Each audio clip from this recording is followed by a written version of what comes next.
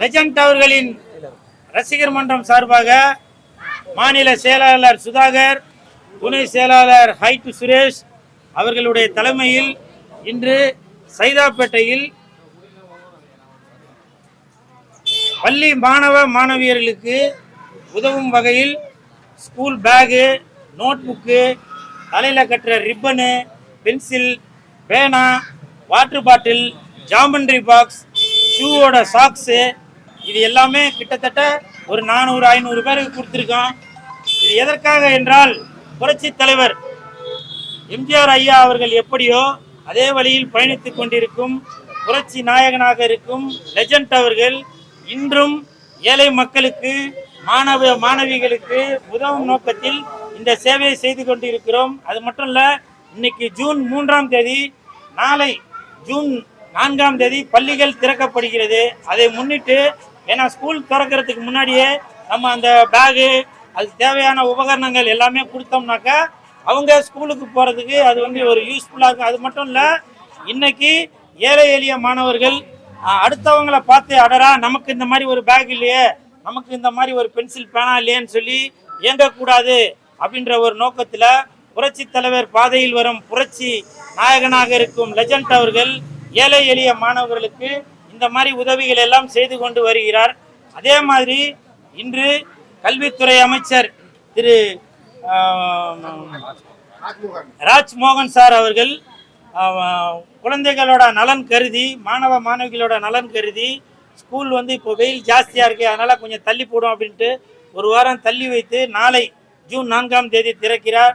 அதனால் மாணவ மாணவிகள் மீது அக்கறை கொண்டுள்ள கல்வித்துறை அமைச்சர் ராஜ்மோகன் சாருக்கு இந்த நேரத்தில் லெஜண்ட் ரசிகர் மன்றம் சார்பாக எங்களது மனமார்ந்த நன்றிகளையும் வாழ்த்துக்களையும் தெரிவித்துக் கொள்கிறேன்.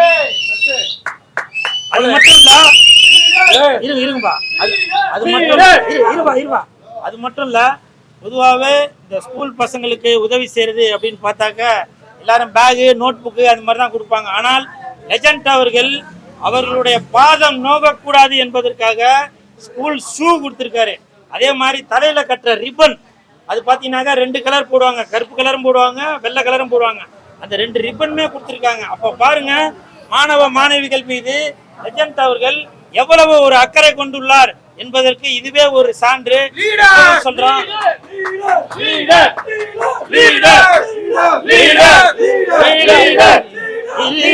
அதே மாதிரி இன்னைக்கு மாணவ மாணவிகளுக்கு எந்த ஒரு உதவியாக இருந்தாலும் லெஜண்ட் ரசிகர் மன்றத்தை சேர்ந்த சுதாகரும் சுரேஷ் அவர்களும் எந்த ஒரு உதவியாக இருந்தாலும், படிப்பு செலவுக்கோ இல்லை மற்றபடி மருத்துவ உதவிக்கோ எதுவாக இருந்தாலும் லெஜண்ட் ரசிகர் மன்றம் முதலில் நிற்கும்.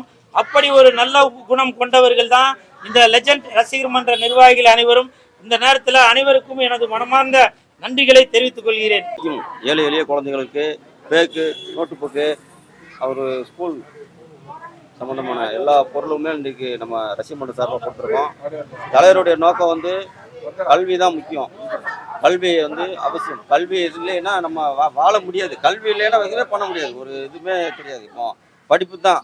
அதே மாதிரி தலைவர் பார்த்தீங்கன்னா ஐயாவுடைய பெருந்தலைவர் ஐயாவுடைய காமராஜர் ஐயாவுடைய வழியை பின்பற்றக்கூடிய தலைவர். அதனால கல்விக்கு முக்கியத்துவம் கொடுப்பார். இன்றைக்கு பார்த்தீங்கன்னா குறைஞ்சது எங்களுடைய தலைவர் ஒரு 500 குழந்தைங்களுக்கு ஸ்கூல் ஃபீஸ் கட்டியிருக்காங்க. ஃபுல் ஃபீஸை கட்டி இன்னைக்கு ஸ்கூலுக்கு சேர்த்து விட்ருக்காங்க பிள்ளைங்க படிப்பு.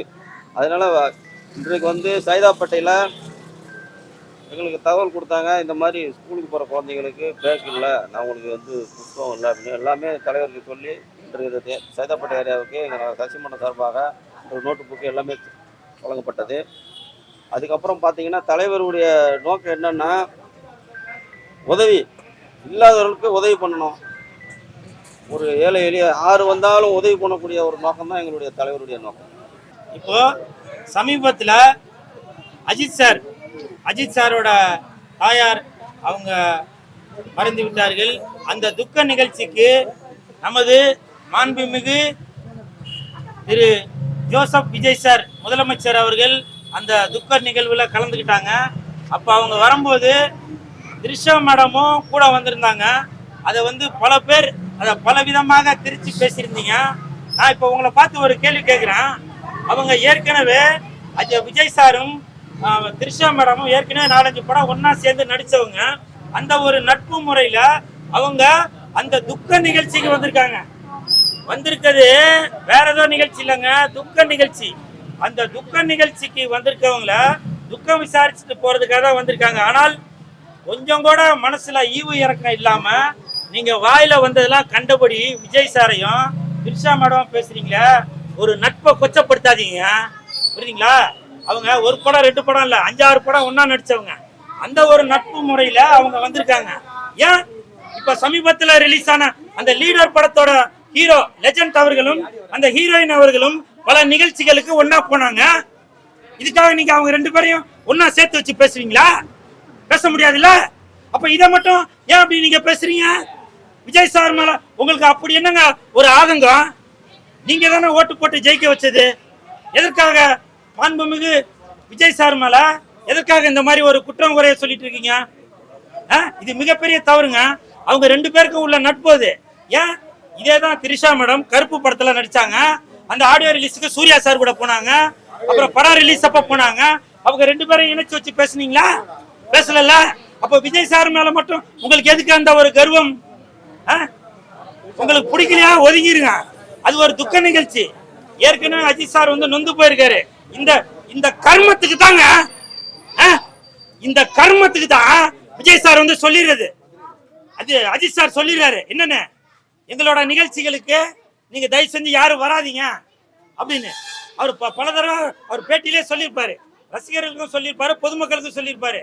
என்னுடைய அம்மா இறந்துட்டாங்க, அந்த துக்க நிகழ்வுக்கு தயவு செஞ்சு யாரும் நீங்க வர வேண்டாம், நான் போன் பண்ணா கூட எடுக்க முடியாத சூழ்நிலை அப்படின்னு சொல்லுவார். ஏன் இந்த மாதிரி துக்க நிகழ்வுல கூட உங்களுக்கு ஆதாயம் தேடுறதுக்காக எதனா ஒரு இந்த மாதிரி ஒரு விதண்டவாதம் எதனா ஒன்று பண்ணுவீங்க. அதனாலதான் அஜித் சார் முன்கூட்டியே இந்த மாதிரி கர்மம்லாம் எனக்கு வேணாம், என்ன ஆளை விடுங்கப்பா சாமி அப்படின்னு அஜித் சார் வந்து ஒதுக்கிக்கிறாரு. இப்ப தெரியுதா அஜித் சார் வந்து ஏன் அதுக்காக ஒதுங்கிக்கிறாருன்னு?